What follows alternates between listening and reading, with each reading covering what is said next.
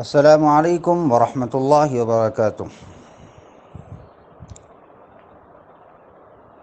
ابھی ماہ اپریل شروع ہونے والا ہے، تو اس سلسلے میں بہت سارے لوگ اپریل فول کی رسم مناتے ہیں۔ ابھی اپریل فول بعض لوگوں کا کہنا ہے کہ یہ ایک ایسی رسم ہے جس میں مسلمانوں کا قتل عام کیا گیا تھا، اور بعض لوگوں کا کہنا ہے کہ یہ کسی وینس نامی دیوی کی طرف منسوب ہے، اور بعض کا قول ہے کہ یہ اپریل فول مسیح علیہ السلام کا مذاق اڑانے کی یادگار ہے۔ بہرحال جو بھی ہو، اس اپریل فول کے اندر جھوٹ بولنا، دھوکہ دینا اور دوسرے کو تکلیف پہنچانا، یہ تین ایسی چیزیں پائی جاتی ہیں جس سے اسلام میں منع کیا گیا ہے۔ اب اس میں بت پرستی ہو یا توہم پرستی ہو یا ایک پیغمبر کے ساتھ گستاخانہ مذاق ہو، جو بھی ہو، بہرحال اپریل فول ناجائز ہے، حرام ہے۔ نبی علیہ السلام نے جگہ جگہ جھوٹ سے منع فرمایا۔ آپ علیہ السلام نے فرمایا کہ ناحق مذاق، جس کے بارے میں فرمایا کہ کسی مسلمان کو مت ڈراؤ، نہ حقیقت میں نہ مذاق میں، کیونکہ مسلمان کو ڈرانا بہت بڑا ظلم ہے۔ الترغیب والترہیب کے اندر اس روایت کو ذکر کیا گیا۔ اسی طرح ترمذی شریف کی روایت ہے کہ جھوٹ بولنا، نبی صلی اللہ علیہ وسلم کا ارشاد ہے کہ جو شخص لوگوں کو ہنسانے کے لیے جھوٹ بولے، اس کے لیے بربادی ہو، بربادی ہو، بربادی ہو، 3 مرتبہ بربادی فرمایا۔ اسی طرح ایک اور موقع پر نبی علیہ السلام کا ارشاد ہے، جو مسلم شریف کی روایت ہے، کہ جو شخص ہم مسلمانوں کو دھوکہ دے، اس کا ہم سے کوئی تعلق نہیں۔ نبی علیہ السلام نے ایک موقع پر ارشاد فرمایا، ابو داؤد شریف کی روایت ہے، کہ میں جنت کے درمیانے درجے میں ایک گھر کی ضمانت ہر اس شخص کو دیتا ہوں جو جھوٹ چھوڑ دے، اگرچہ مذاق میں ہو۔ اسی طرح معراج کے موقع پر نبی علیہ السلام نے دیکھا کہ ایک شخص ہے جو کھڑا ہوا ہے، اور اس کو بہت سخت عذاب ہو رہا ہے۔ عذاب کیسا تھا کہ ایک شخص کھڑا ہے اور اس کے ہاتھ میں لوہے کا ایک بڑا سا لوہے کا ایک ڈنڈا تھا، جسے وہ بیٹھنے والے کے جبڑے میں ڈال کر اس کے سر کے پیچھے تک چیر دیتا، پھر دوسرے جبڑے کے ساتھ بھی اسی طرح کرتا تھا۔ اس دوران میں اس کا پہلا جبڑا صحیح اور اپنی اصلی حالت پر آ جاتا، اور پھر پہلے کی طرح وہ اسے دوبارہ چیرتا۔ اسی طرح ہوتا رہا۔ تو نبی علیہ السلام نے ساتھ میں فرشتوں سے پوچھا کہ یہ کون ہے؟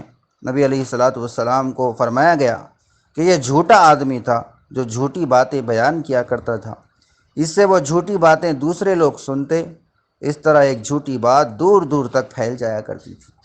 بخاری شریف کے اندر اس روایت کو بیان کیا گیا ہے۔ یہ جھوٹ کا سخت عذاب ہے۔ اسی طرح حدیث مبارکہ میں آتا ہے کہ نبی علیہ السلام نے فرمایا، منافق کی علامتیں 3 ہیں، جب بات کرے تو جھوٹ بولے، وعدہ کرے تو خلاف ورزی کرے، اور جب اس کو کوئی امانت رکھائی جائے اس کے پاس تو اس میں خیانت کرے۔ تو یہ جھوٹ بولنا منافقانہ عادت ہے، مسلمان کی نشانی نہیں ہے۔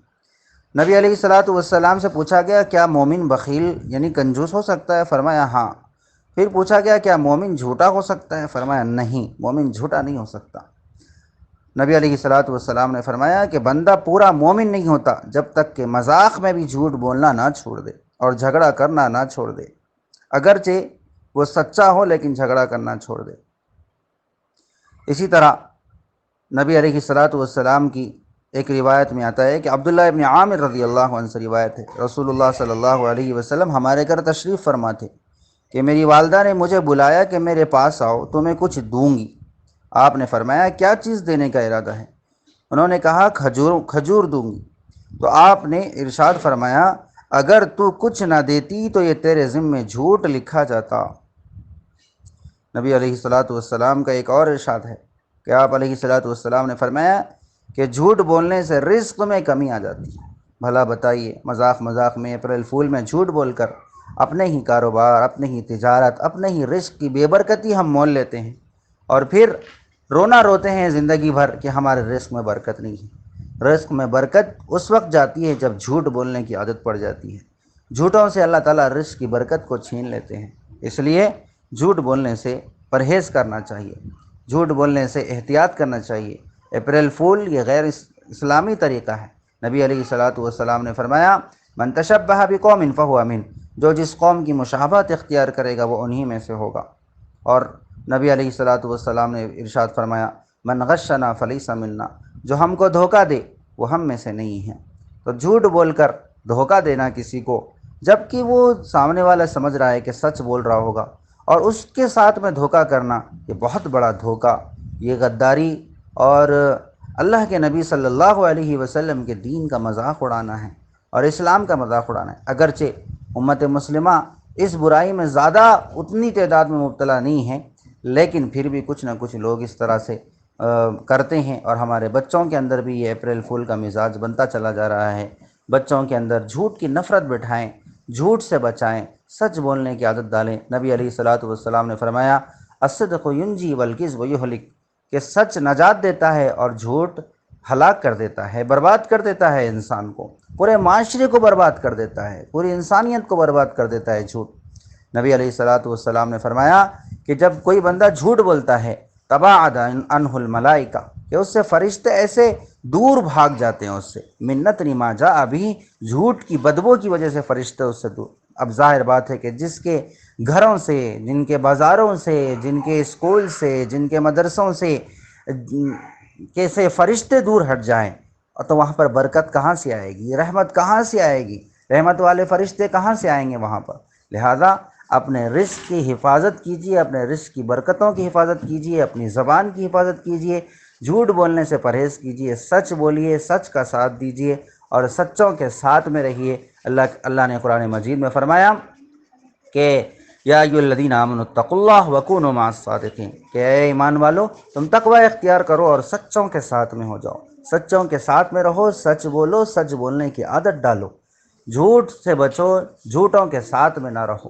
ٹھیک ہے، اللہ تبارک و تعالیٰ سے دعا ہے کہ اللہ تبارک و تعالیٰ ہمیں جھوٹ سے بچائے۔ اللہ نے جھوٹوں پر اللہ کی لعنت ہوتی ہے، اللہ کی رحمت سے وہ لوگ دور ہو جاتے ہیں۔ اللہ تبارک و تعالیٰ ہمیں سچ بولنے کی عادت ڈالے۔